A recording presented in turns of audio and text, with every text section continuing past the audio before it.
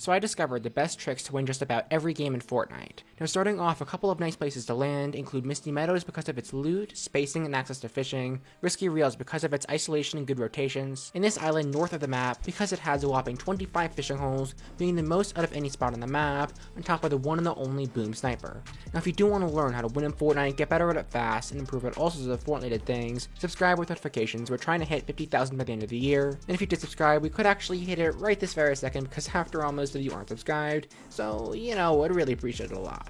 Also guys, use code StormRanger in the item shop. The support truly helps me continue making these guides for you all. Alright, now when it actually comes to winning, the biggest factor is actually not your own skill. I know it's surprising, but instead, skill-based matchmaking. Yes, I know, it is actually still in the game. If it's not, I mean, how does that explain why I keep on dying? Though thankfully, it's actually not in squads, and you'll see why that's important in just a second. Now, it doesn't matter how experienced you are at the game, this will affect everyone. When you've just started off playing the game, you'll be in completely bot lobbies, making your first win basically free. After that, you'll be put into a game with, let's just say, inexperienced players. We're not going to throw insults here. Okay, maybe we should, but regardless, inexperienced players. So as you keep on winning, you'll be put into harder and harder lobbies. Now, of course, this makes it a bit of a challenge to win every game you play, because there's always going to be someone out there better than you, and as you continue to win, you'll keep on going against harder and harder players. So there's not really much you can do to win every game when it comes to solos, but there are a couple of things you can do when it comes to duos and of course squads. Now the thing is, if you actually go into a game of duos with someone who is less experienced than you are, the lobbies will actually be a fair amount easier. From my experience, when I start playing out with a friend, I can carry them to a couple of wins before we're put into lobbies of players who are like a lot better than us. It's actually pretty strange because I tend to have better games with my friends who are worse at the game than I do with my friends who are better at it. However, if you truly want to win every single game, yeah, that's a lot, you're going to want to go into a game of squads because there is no skill-based matchmaking in it. Meaning, if you were to win 100 games in a row, your opponents in the 101st round are theoretically going to be just as good as the opponents you face on only round 1. Also, this means you're just going to be playing against bots because let's face it, nobody has enough friends who play Fortnite to even do squads anyway.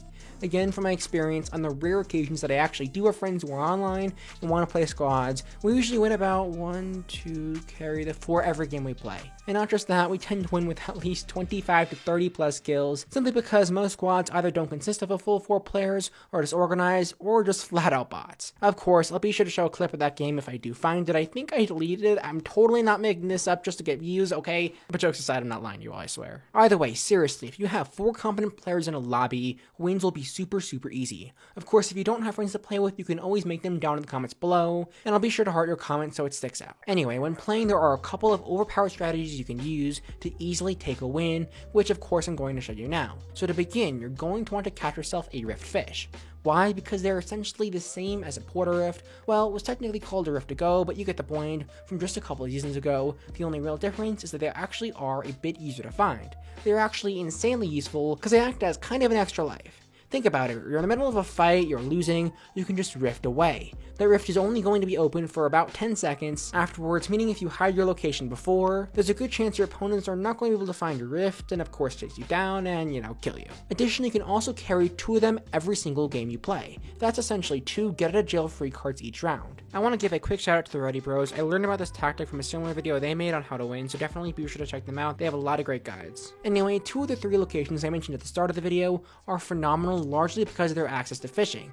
Misty Meadows is possibly my favorite location on the map because it not only has this massive lake with lots of fishing holes, but also a ton of good loot, good spacing between buildings for fighting, and of course a nice rotation to Lazy Lake to get a couple more kills afterwards. I also love this island you can see on screen now. I'll throw up a screenshot of where it is in the map, mostly because of all the fishing holes it has. As I mentioned before, it has a whopping 25 fishing holes, which is actually pretty insane. Alright, back to what I was saying, finding a Rift Fish is actually super easy as long as you have a harpoon gun, and if you don't find one from looting Misty Meadows, you can always go over to these fishing barrels that spawn around the map. A lot of these barrels tend to spawn pretty close together and you've got about a 1 in 5 chance of getting yourself a harpoon gun from them. Now once you do get yourself a harpoon gun, you can just go around and fish from fishing holes. For every 10 uses of a harpoon gun, you should find 1, maybe 2 fishes if you're lucky, which is not bad for the span of only 1 or 2 minutes. You're also going to get a ton of floppers, a ton of slurp and shieldfish and other types of fishes, which are definitely great to carry around, cooldowns, which you can use as meds if you get caught into a fight. Additionally, there's also this one glitch I'll show on screen now, where if you use your harpoon gun immediately after picking up an item,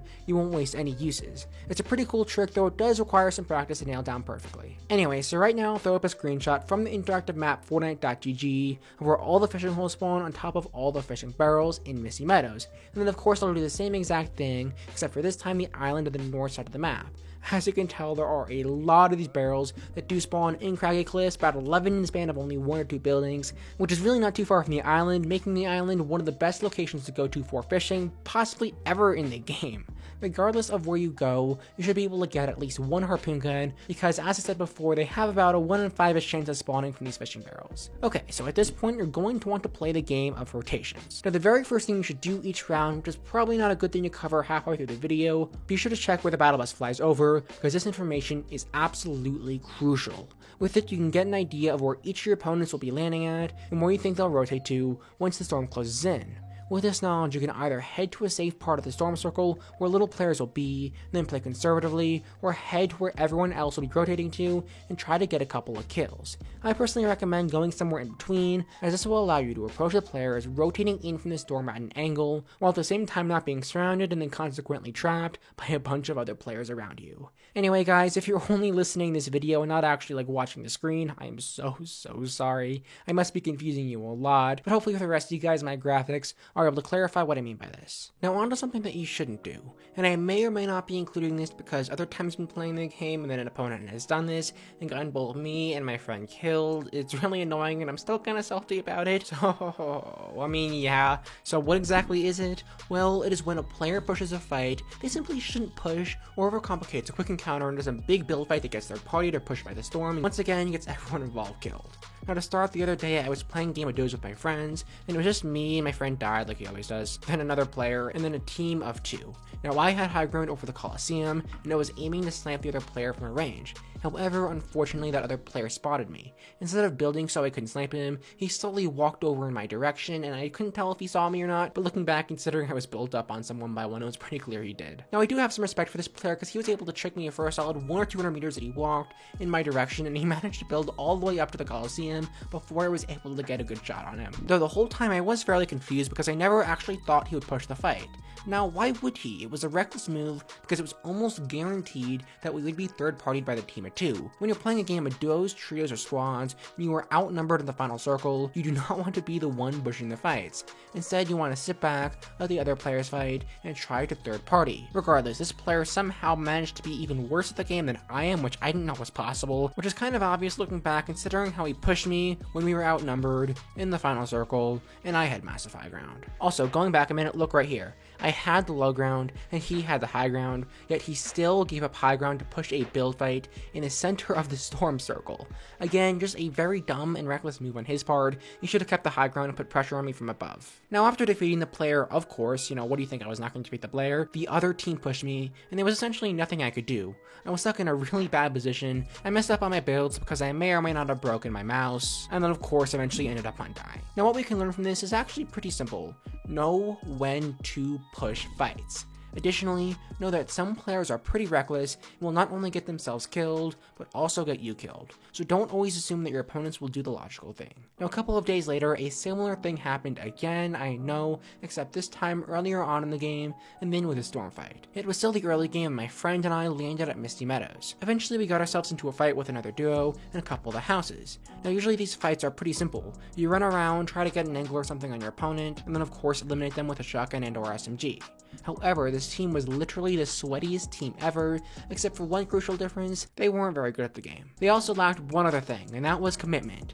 Yeah, they just built around getting all these angles on us, showing off their fancy builds and their fancy edits, but never committed to a single play. Every interaction ended up with us hitting them for like 20 health, and then them fleeing the scene. They built like it was no tomorrow, and ran in circles around all the houses. It was almost impossible trying to push them because anytime we would, they would just spam their builds and hold angles, making it both risky and difficult to pursue them. Oh yeah, and like my Wi-Fi sucked, I was rubber banding everywhere, making things a whole lot harder than it should have been. My biggest frustration here was how they had the advantage, with us being trapped inside of the house house and all, yet they still waited for us to push them, and only attacked when we became impatient and separated. Now of course in some ways this was a pretty smart play, but simply just ridiculous because it was so early in the game, and the storm was pushing us. That's not exactly the time that you want to wait out the fight. This was especially frustrating considering me and my friends were going for kills, and we didn't want to waste our time on these long fights because that would mean less kills we could get later on in the game. Anyway, the whole fight was actually pretty confusing, and because they didn't think to do this one thing called like shooting at us, which is kind of important if you want to win a fight, they were pretty easy to kill, you know, once we actually found them. But here is the issue. They didn't think to look at the storm. Yeah, they pretty much forced us into this major storm fight, which was just dumb because we nearly died in this storm from them. They took a quick and simple 1-minute encounter and turned it into a 5-minute battle. Again, do not do this. Not every single fight needs to be this major build fight where you need to show off your edits, show off your builds, and the person with the best builds and best edits win. The game is not like that. Instead, the smartest player will almost always win. The best fights are clean and simple. A good player may use building to their advantage to win a fight, but a great player builds with calculation and only builds when necessary. The longer the fight, the easier it is to be third-partied or pushed by the storm. Therefore, keep every fight as quick as possible while also maximizing your odds of winning. Okay, so now onto what to do in the endgame, which is actually the most important part of Fortnite. But first, if you do want to learn how to win in Fortnite, get better at it quickly, and improve at all sorts of Fortnite things, subscribe with notifications, because remember, if you do subscribe, we could hit our goal of 50,000 by the end of the year. Actually, right this very second, because after all, most of you aren't subscribed. And then of course, use code StormRanger. Again, the support truly helps me keep making these guides to you all. Okay, now when it comes to the endgame, I highly recommend you use rotations to your advantage. The only difference this time is you're probably going to know exactly where each of the other players are. Now ideally, you want to position yourself in a hidden spot in the storm circle, wait until there are only 2 players left and they are fighting each other, and then third party the victor of that fight as they are rotating into the storm circle. It is best if you have high ground and a weapon that you can use to spray, kind of like a Scar, so hopefully they'll have to spam builds to not be shot by you, and then accidentally trap themselves in the storm. However, because all of this is a bit of a challenge to do, I highly recommend practicing the endgame in a game of Zone Wars, so when the real deal comes around, you can have this whole strategy worked out, be comfortable, and of course confident. However, if you do want to win, you first gotta practice and get fairly decent at the game first. And to learn how to do all that, just click right down here. But that is all I have for now, and I'll see you all later.